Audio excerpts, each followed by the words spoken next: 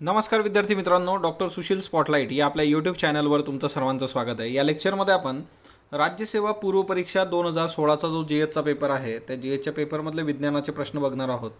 हा जो सेट तुमच्या समोर आहे तो सेट ए आहे आणि नेहमीप्रमाणे जे काही आधीचे पेपर्स होते त्या पेपर्सचा जर तुम्ही ट्रेंड बघितला तर एक 20+ प्रश्न जे आहेत ते विज्ञानासाठी आहेत आणि त्याच्यामुळे विज्ञानावर थोडं कष्ट करणं गरजेचं आहे, कारण 20+ प्रश्न म्हणजे ही खूप मोठी डील आहे एकंदरच पूर्व परीक्षेच्या बाबतीमध्ये। तर बघूयात विज्ञानाचे प्रश्न 2016मधले। तत्पूर्वी डॉक्टर सुशील स्पॉटलाइटला फॉलो करण्यासाठी टेलिग्रामची लिंक तुम्ही वापरू शकता।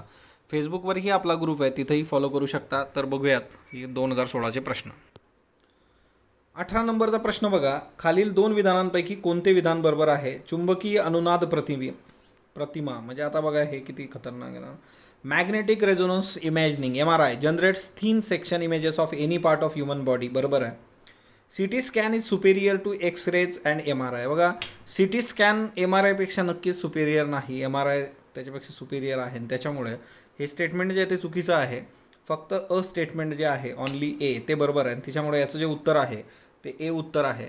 तर CT स्कॅन MRI। आता एक गोष्ट लक्षात घ्या पहा, म्हणजे आता याच्यासाठी खरंच बुक वाचणं गरजेचं आहे का? तुम्ही कितीतरी वेळा हे शब्द ऐकता की CT स्कॅन MRI है ना, आपल्या आजूबाजूला जे काही म्हणजे मेडिकल इश्यूज ज्यांना आहेत त्याच्यामध्ये हा खूप कॉमन गोष्ट आहे। तर एक क्युरिओसिटी म्हणून तुम्ही मोबाईलवर सर्च करणं अपेक्षित आहे की ह्या गोष्टी काय असतात, CT स्कॅन काय असतो, MRI काय असतो। तर ह्या अशा बेसिक गोष्टी जर तुम्ही सर्च करत राहिला तर नक्कीच तिच्यातून तुम्हाला फायदा होईल। म्हणजे ही परीक्षा जी आहे या परीक्षेमध्ये खूप बुकिश अशा गोष्टी नाही वर्क होत। पुढचा प्रश्न बघा 32 नंबरचा, की pH मापणी ही पाणी द्रवणाची आम्लता व अल्कधर्मिता मोजण्याकरता वापरली जाते है ना। pH scale use to measure acidity and alkalinity of water solution is based on concentration of hydrogen ions. Which of the following is not acidic? Acidic काय नाही आहे याच्यामधलं? तर बनाना, मिल्क, ब्लड, टोमॅटो। तर ब्लड हे acidic नाही आहे है ना, जवळपास 7.4 pH। एक गोष्ट लक्षात घ्या की एक तर NCERTमध्ये याचा बॉक्स दिलेला आहे, प्रत्येक गोष्टीचा pH किती आहे काय आहे। तर रक्त जे आहे त्याचा pH जो आहे तो 7पेक्षा जास्त आहे, त्याच्यामुळे ते ॲसिडिक नाही आहे। पण एक गोष्ट आहे की तुम्हाला हा जो चार्ट आहे तो पाठच पाहिजे, म्हणजे आता आपण विचार करत बसण्यात काही पॉईंट नसतो की केळी असेल, दूध असेल, टोमॅटो असेल, ओके। तर हे स्टॅटिक आहे आणि हा फॅक्च्युअल डेटा तुमचा पाठ पाहिजे। आता हा जो प्रश्न आहे की तृणभक्षकांच्या तुलनेत मांसभक्षकांमध्ये म्हणजे carnivores when compared to herbivores, आता दात अनिकुचीदार असतात, आतडे आखूड असतात। एकतर म्हणजे जे काही कॉर्निवोरस आहेत किंवा मांसभक्षक आहेत त्यांच्या बाबतीत हे दोन्ही स्टेटमेंट बरोबर आहेत, कारण जे तृणभक्षक किंवा हर्बिवोरस असतात तर त्या लोकांना म्हणजे त्या प्राण्यांना सेल्युलोज जे काही असतं त्याचं सेल्युलोजचं जे पचन करायचं असतं त्याच्याकरता जास्त लांबीचे लांब आतड्यांची है ना, लॉंग इंटेस्टाईनची गरज असते सेल्युलोज पचवण्यासाठी। पण तसं कार्निवोर्समध्ये नाही आहे, त्याच्यामुळे त्यांचं आतडं जे असतं ते आखूड असतं। सो दोन्ही स्टेटमेंट जे आहेत ते बरोबर आहेत याच्यातले। मग आता याच्यामध्ये सिम्पल आहे की हे कार्निवोरस, हर्बिवोरस त्यांचे काय फीचर्स असतात हे तुम्ही बघणं गरजेचं आहे आणि हे बेसिक कुठल्याही बुकमध्ये असतं। हा जो प्रश्न आहे आता बघा, दरवेळेस आपण बघतोय की एखाद्या सिस्टीमबद्दल, आता हे जी काय आहे आपली की युरिनरी सिस्टीम जी आहे त्याच्यावरचा प्रश्न आहे की एकंदरच an important mechanism of salt regulation in human body is perform by adrenal glands which are located. आता तुम्ही जर बघितलं तर ॲड्रेनल ग्लँड जे असतात तर त्या हे जे किडनी असतात तर किडनीच्या इथं अशा लोकेटेड असतात, म्हणजे किडनीच्या वरती, ओव्हर द किडनीज, मूत्रपिंडावर, ओके। तर ह्या ज्या असतात ह्या ॲड्रेनल ग्लँड्स असतात। तर त्याच्याकरता याचं उत्तर जे आहे, म्हणजे तुम्हाला जर डायग्राम माहीत असली तरी तुम्ही हे वर्क करू शकता। पण इथून आपल्याला एक गोष्ट कळते की दरवर्षी हे किमान एखाद प्रश्न जो आहे, 1-2 प्रश्न हे वेगवेगळ्या सिस्टीमवर विचारतात, तर ती सिस्टीम, त्याचं फंक्शन आणि त्याची डायग्राम आपल्याला माहीत पाहिजे। तर हे एक महत्त्वाचं होतं। आता हा फिजिक्स संबंधीचा प्रश्न आहे की एक वस्तू निर्वात पोकळीतून गुरुत्वाकर्षण क्रियेअंतर्गत मुक्तपणे खाली पडते आहे, अशा प्रकारच्या क्रियेमध्ये खालीलपैकी कोणत्या बाबी स्थिर राहतील? A body is falling freely under the action of gravity alone in a vacuum. Which of the following quantities remain constant during the fall? Total mechanical energy जी आहे ती कॉन्स्टंट राहणार। आता हे ॲप्लिकेशन जे काय आहे, ॲप्लिकेशन बेस्ड प्रश्न पण विचारले जातात की लिफ्ट जे आहे, तर लिफ्टचा जो तार जो आहे वरचा तो तुटला आहे आणि लिफ्ट खाली पडते आहे, मग या केसमध्ये काय होणार? तिच्यामध्ये व्यक्ती आहे, म्हणजे असे प्रश्नसुद्धा विचारले जातात। तर ॲप्लिकेशन बेस्ड प्रश्न, आता हा टिपिकल ना थेरॉटिकल तिच्यातला जो सिद्धांत आहे किंवा त्या पद्धतीने फॉर्म्युला वर्क होतो त्याचे ॲप्लिकेशन पण तुम्हाला विचारले जातात। जर व्हॅक्यूमच्या अंडर ग्रॅव्हिटीमध्ये व्हॅक्यूममध्ये ग्रॅव्हिटीच्या ॲक्शननी जर एखादी बॉडी फ्री फॉल होते तर तिची टोटल मेकॅनिकल एनर्जी आहे ती सेम राहील, है ना. 2 विधानं दिलेली आहेत. अतिनील किरणं किरकोळ गाठींवर उपयुक्त ठरतात आणि अवरक्त किरणं जी आहे रासायनिक द्रव्यांचं जे आहे ते पृथक्करण करतात. आता अल्ट्राव्हायलेट कशासाठी वापरलं जातं, तर बॅक्टेरिया नष्ट करायला वापरलं जातं. त्याच्यानंतर प्रकाश विद्युत प्रभावासाठी वापरलं जातं, किंवा हे इन्फ्रारेड रेज जे काही आहेत तर ते म्हणजे जे काही ड्यूज धुक्यामध्ये फोटोग्राफी असेल, किंवा मग टी व्हीचा रिमोट कंट्रोल असेल, किंवा मग आजारी व्यक्तींना शेक देण्यासाठी, त्याच्यामुळे ह्या ज्या दोन्ही गोष्टी आहेत तर ह्या इथं फुलफिल होत नाही, दोन्ही स्टेटमेंट चुकीचे आहेत हे. ओके, त्याच्यानंतर नेक्स्ट वन, पुढचा प्रश्न बघा. पुढील 2 विधानांपैकी कोणते योग्य आहे? आधुनिक मनुष्य इओसिन कालखंडात जन्मात आला आणि डायनोसॉर क्रिटेशियस कालावधीत नाहीसे झालेत. तर मॉडर्न मॅन जो आहे तर तो जो आहे तो इओसिनमध्ये नाही जन्माला आलेला. त्याच्यामुळे एकतर हे जॉग्रफी एन सी आर टीमध्ये याचा मोठा चार्टसुद्धा आहे की कोण कधी आलेला आहे, आणि यांचे जे काय आहे की हॅलोसिनमध्ये म्हणजे इओसिन नाही, आधुनिक मनुष्याचा जो कालखंड आहे तो हॅलोसिन असा आहे. त्याच्यामुळे ते पहिलं स्टेटमेंट चुकीचं आहे. दुसरं बरोबर आहे डायनासोरवालं, की डायनासोर जे काही आहे ते क्रिटेशियस कालावधीमध्ये नष्ट झाले होते. पण याचा एक आहे चार्ट जो आहे तो तुम्हाला एन सी आर टीमध्ये मिळेल जॉग्रफीच्या, आणि तो खूप प्रॉपर आहे. तो एकदा जर तुम्ही लक्षात घेतला तर गोष्टी तुमच्यासाठी सोप्या होतील. नेक्स्ट वन, खालीलपैकी ध्वनी प्रदूषणाचे दुष्परिणाम कोणते? श्रवण क्षमता कमी होते, पुनरुत्पादन यंत्रणेवर वाईट परिणाम होतो, गर्भामध्ये विकृती निर्माण होते, मानवाची विचारक्षमता संपर्क कौशल्य परिणाम होतो, उच्च रक्तदाब. आता साधी गोष्ट, साऊंड पोल्युशनमुळे या सगळ्या गोष्टी घडतात, है ना. आणि एकंदर प्रदूषण हा जो घटक आहे हा तुम्हाला सायन्समध्ये पण भेटतो, आणि त्याचा जो इम्पॅक्ट वगैरे त्या सगळ्या गोष्टी, आणि तो मेनली पर्यावरणामध्ये पण कव्हर केलेला आहे. तो पर्यावरणाच्या बुकमध्ये तुम्हाला हे अजून चांगल्या पद्धतीने मिळतं. पुढचा प्रश्न बघा. दाट धुके असलेल्या रात्री दूरवरून जाणाऱ्या आगगाडीची शिटी स्पष्टपणे ऐकू येते, बरोबर आहे. आणि ध्वनीचा हवेतील वेग हा हवेच्या आर्द्रतेच्या समानुपाती असतो, है ना, प्रपोर्शनल आहे त्याला, आणि त्याच्यामुळे तो पटकन आपल्यापर्यंत येतो. हे दोन्ही स्टेटमेंट बरोबर आहेत, है ना, दोन्ही बरोबर आहेत स्टेटमेंट. एक तर गोष्ट आहे की हे जे फंडे आहेत किंवा हे जे बेसिक कन्सेप्ट्स आहेत तर हे बुक्समध्ये आहेत. म्हणजे हा जो पेपर आहे याच्यात खूप अशा बाहेरून गोष्टी आलेल्या नाही आहेत. जे प्रश्न आहेत ते सरळ सरळ आहेत. Which of the following are examples of electromagnetic waves? तर इलेक्ट्रोमॅग्नेटिक वेव्हचं television waves, ultra violet rays, X rays, sunlight, हे सर्व त्याचे एक्झाम्पल्स आहेत इलेक्ट्रोमॅग्नेटिक वेव्हचे. तुम्हाला हे माहीत पाहिजे. लॉन्जिट्युडनल वेव्स म्हणजे वेव्हचे जे काही प्रकार आहेत, जसं फॉर एक्झाम्पल अर्थक्वेक आपण बघतो, अर्थक्वेकमधल्या कुठल्या कुठल्या वेव्ज असतात, हा ना, त्याचं काय फंक्शन आहे. मग ह्या गोष्टी ज्या आहेत त्या आपल्याला माहीत पाहिजे, आणि प्रत्येक गोष्टीचे एक्झाम्पल्स थोडे नीट करून ठेवायचे, आणि त्याचं ॲप्लिकेशन, या 2 गोष्टी लक्षात ठेवा. हे सगळं जे आहे तर ते इलेक्ट्रोमॅग्नेटिक वेव्हचं आहे. हे असले प्रश्न जे आहेत ना तुम्हाला यू पी एस सीच्या प्रिलिम्समध्ये मोठ्या प्रमाणावर सापडतात. ओके, तर त्या टाईपचे हे प्रश्न आहेत. पुढचा प्रश्न बघा.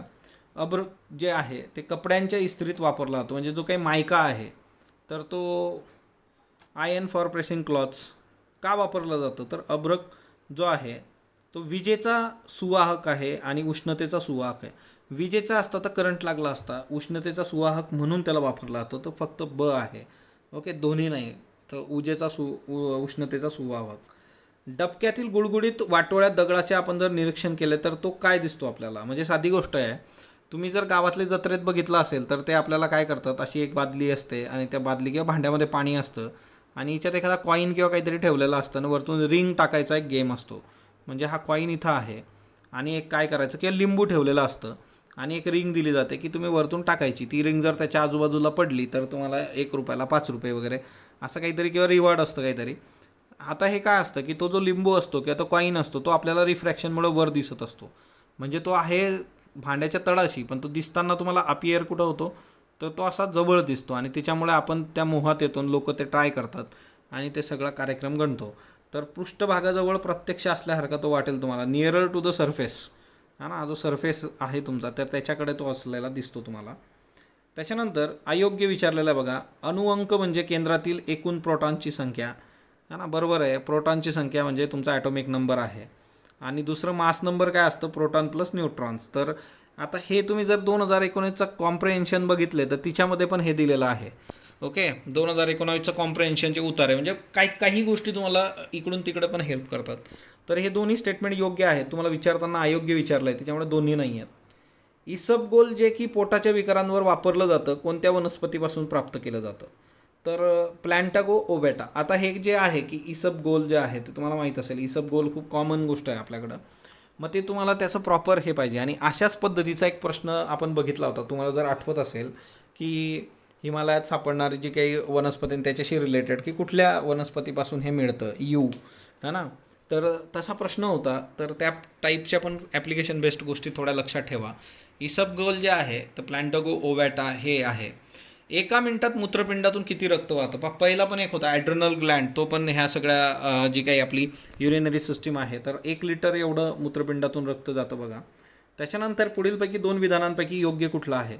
उपदाने ही उपचार म्हणून स्टेरॉइडसारखी असतात, म्हणजे subsidies are akin to steroids as a prescriptions. आणि स्टिरॉइड्स टिकून राहणारा इलाज आश्वासित करतात, किंवा स्टिरॉइड्स प्रॉमिस इंड्युरिंग क्युअर असं नाही आहे. स्टिरॉइड तेवढ्यापुरतं असतं, त्याच्यामुळे दुसरं तर येतच नाही. आणि subsidies are akin to steroids as a prescriptions, म्हणजे त्याच्यासारखं ते सबसिडी जी आहे तेवढ्यापुरतं ते वर्क करतं. तर हे पहिलं बरोबर आहे ना. स्टिरॉइड्स जे काही आहेत, आता स्टिरॉइड्स पण चर्चेत होते बघा कोविड-19मुळं. कुठलं स्टिरॉइड चर्चेत आलं होतं तुम्हाला जर आठवत असेल तर मला कमेंट बॉक्समध्ये सांगा. 4 वर्षाच्या मुलाला अँटिरियर पिट्युटरीला एका अपघातात गंभीर हानी पोहोचली आहे, तरी तो तग धरून जिवंत राहायला काय होऊ शकतं? आता बघा की अँटिरियर पिट्युटरीचं फंक्शन काय असतं, तर उंची वाढवणं हे फंक्शन आहे. पण जर तो तिच्यातून वाचला आहे डॅमेजमधून तर काय होऊ शकतं? त्याची उंची जी आहे ती कमी होणार, म्हणजे ती वाढणार नाही है ना. कमी होणार म्हणजे काय, कमी होणार नाही, ती वाढणार नाही उंची. एक गोष्ट लक्षात ठेवा की हे ज्या ग्लांड्स आहेत वेगवेगळ्या, त्या ग्लांड्स तुम्ही समजून घेतल्या पाहिजेत आणि त्यांचं फंक्शन काय आहे, म्हणजे ते विचारलंच जातं. असं कुठं ना कुठं तुम्हाला हे प्रश्न येतच राहतात, तर ते महत्त्वाचं आहे. बंडल ऑफ हीजचं जाडं जे आहे तर ऑब्वियसली हृदयाशी संबंधित आहे. Muscle fibres found only in a ventricle. Okay. तर हे जे आहे की फक्त हृदयातील वेंट्रिकल पसरलेल्या स्नायुतंतूचं हे असतं. तर बंडल ऑफ हीज म्हणजे हृदयाची जर डायग्राम जरी तुम्ही कधी काढली असेल तर तुमच्या हे लक्षात येऊन जातं. म्हणून एक गोष्ट आहे की नुसतं वाचन नाही, थोडं ऑब्झर्वेशन पण पाहिजे डायग्राम्सचं. जसं अशी रासायनिक अभिक्रिया होत राहते. आता बघा ते कसं लिहिलं आहे, जसं अशी रासायनिक अभिक्रिया होत राहते. With the progress of any chemical reaction the rate of chemical reaction decreases with time. म्हणजे साधी गोष्ट आहे की एखादं लाकूड पेटवलं तुम्ही, तर सुरुवातीला ते चांगलं पेटणार आहे, हळूहळू ते शांत होत जाणार आहे. केमिकल रिॲक्शन आहे बघा, लाकडाचं कोळशात रूपांतर. नैसर्गिक रबर हा काय आहे, तर आयसोप्रोपिन आहे. नैसर्गिक रबर काय आहे, कसलं पॉलिमर आहे, तर आयसोप्रेनचा आहे. तर हे एक लक्षात ठेवा. खालीलपैकी कोणता पिष्टमय पदार्थ जो आहे तो डायसॅकराइड आहे, तर carbohydrate is disaccharide, it is a sucrose. आता बघा हे पण म्हणजे एकंदरच डायजेशन आणि त्या सगळ्या गोष्टी. एक तर आहे की सगळ्या सिस्टीम्स नीट करून ठेवा. इतक्यात उत्तर कोरियाने हायड्रोजन बॉम्बची यशस्वी चाचणी केल्याने जगभरात खळबळ उचलली. आता हायड्रोजन बॉम्ब तितक्याच क्षमतेच्या अणुबॉम्बापेक्षा किमान दुप्पट विध्वंसक असतो. बरोबर आहे, हायड्रोजन बॉम्ब जो आहे तो अणुबॉम्बापेक्षा जास्त विध्वंसक आहे. न्यूट्रॉन बॉम्बने वित्तहानी कमी होते, परंतु प्राणहानी अधिक होते. आता बघा प्राणहानी आणि वित्तहानी कमी जास्त होण्याचा त्या बॉम्बचा काय संबंध नाही. त्याच्यामुळे हे चुकीचं आहे, लॉजिकलीच बेस्ट होत नाही. म्हणजे एखादा बॉम्ब फुटल्यानंतर वित्तहानी कमी होईल आणि मनुष्याची हानी जास्त होणार आहे, किंवा प्राणहानी ॲनिमल्स आणि ह्युमन बिंग. तर तसं नाही आहे. तिच्यामुळे ऑब्वियसली माणसाची झाली तर तीही होईल. त्याच्यामुळे पहिलं स्टेटमेंट बरोबर आहे, हायड्रोजन बॉम्ब हा पॉवरफुल आहे. पुढचं बघा, एक साधारण प्रौढाकरता पुढीलपैकी योग्य विधान कुठलं? Normal range of glucose in blood while fasting, म्हणजे उपाशीपोटी किती असलं पाहिजे जे काही तुमचं ग्लुकोजचं प्रमाण रक्तातलं, ते 70 ते 100 असतं बघा, एकदम 70 नाही. आणि जेवणानंतर रक्तातलं सर्वसाधारण ग्लुकोजचं प्रमाण 140 हे ओके आहे. त्याच्या याचं उत्तर जे आहे ते फक्त ब आहे. ए जे आहे ते 70 ते 100 असं पाहिजे होतं आपल्याला. तर तो एक महत्त्वाचा इश्यू आहे. फायर एक्सटिंग्विशर म्हणून कशाचा उपयोग होऊ शकतो? बघा मी जसं तुम्हाला सांगितलं थोड्या वेळापूर्वी की सिटी स्कॅन, MRI.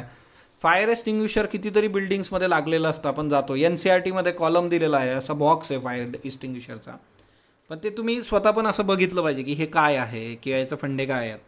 आणि अशा गोष्टी तुम्हाला आता खूप काही कठीण नाही आहे. तुम्ही जस्ट गुगलवर आपलं यूट्यूबवर जा, तुम्हाला ते खूप चांगले चांगले व्हिडिओ मिळतात. कार्बन डायऑक्साईड आणि BCF, ब्रोमोक्लोरो डायफ्लोरोमिथेन आणि CBCTC या दोन्ही गोष्टी तिच्यामध्ये फायर एक्सटिंग्विशरमध्ये यूज होतात. तर CBCTC both of the above. तर फायर एक्स्टिंग्विशर हा पण एक ॲप्लिकेशन बेस्ट आणि ही गोष्ट तुम्हाला NCERTमध्ये बॉक्सच आहे. ओके, याच्या संबंधीचा. तर हे प्रश्न होते. आय थिंक संपलेले आहेत प्रश्न या पेपरमधले. तर सायन्सच्या बाबतीत काही गोष्टी लक्षात ठेवा. सायन्ससाठी बघा, रेफरन्स बुक मी तुम्हाला आधीच क्लिअर केलेलं आहे की सायन्स करता जे रेफरन्स बुक तुम्ही वापरणार आहात तर तिच्यामध्ये एकतर स्टेट बोर्ड आपण बघितले होते, स्टेट बोर्डचे कुठले पुस्तकं वापरायचे, त्याच्यानंतर NCERT तुम्हाला वाचायचे आहे. आणि त्यातल्या त्यात आता वेळ नसेल तर सरळ सरळ ज्या लोकांना इंग्लिशचा इश्यू नाही आहे त्यांनी आयदर लुसेंट किंवा अरिहंत पब्लिकेशनचं मॅकबुक येतं बघा, मॅकबुक सायन्सचं, ते जरी वाचलं तरी खूप परफेक्ट आहे ते पुस्तक, है ना. किंवा मग तुमच्याकडे दुसरा ऑप्शन आहे हिंदी और इंग्लिशमध्ये लुसेंट GK. तर ह्या गोष्टी थोड्या बघा, ते तुम्हाला खूप हेल्पफुल होतील. स्पॉटलाईट बरोबर जोडलेलं राहा. स्पॉटलाईट लाईक करा, शेअर करा, सबस्क्राईब करा. धन्यवाद विद्यार्थी मित्रांनो.